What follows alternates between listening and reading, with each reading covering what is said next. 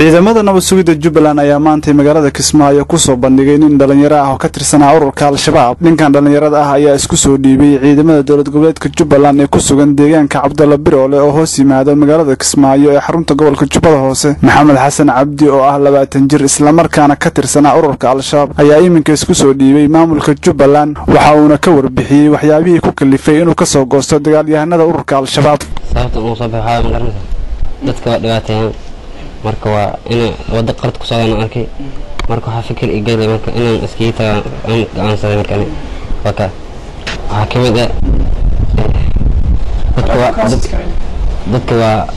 la dhaca mar waxa la barnaa mar biyo la reeba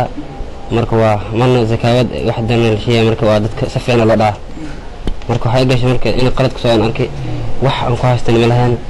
qorrax culus mar waa qaajiri fiiraha la ku biilaysa waxa ku tirsmale iskii tagay bay gashay markaan waa go'aansaday qofna gooraha dhorta kan arkay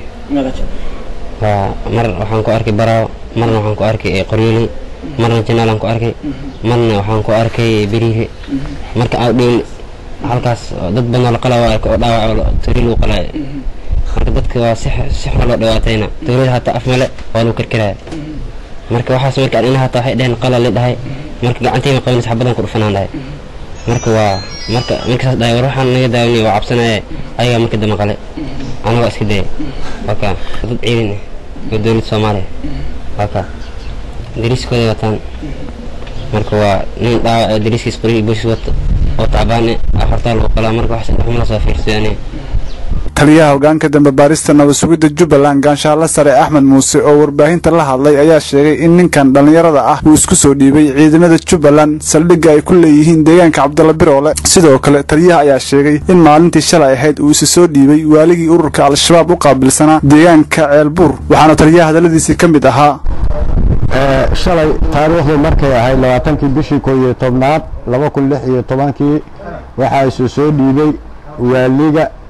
argagixisada ururka Al-Shabaab u jooga degmada Ceelbuur oo magaciisa la yiraahdo Nagaye Cabdi Shiilow hooyadiisna la yiraahdo Seynab Cabdi Gaafow ku dhashay Kismaayo 49 jir ah maanta oo ay taariikhdu tahay 22ka bishii 11aad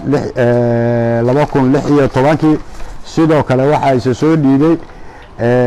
ninka magaciisa la yiraahdo Maxamed Xasan Cabdi oo ku magac dheer Khadaab ina ruqiyo Ibrahim Barrow ku dhashay Diinsoor 20 jir ah ninka labadaas nin oo horay uga mid ahaa ururka argagixisada ee Al-Shabaab waxayna soo kala dhiibeen shalay oo taariikhdu ay 20 ahayd iyo maanta oo ay taariikhdu 21 tahay Zakariya Cabduqaadir Karazai Bulsha TV magaalada Kismaayo.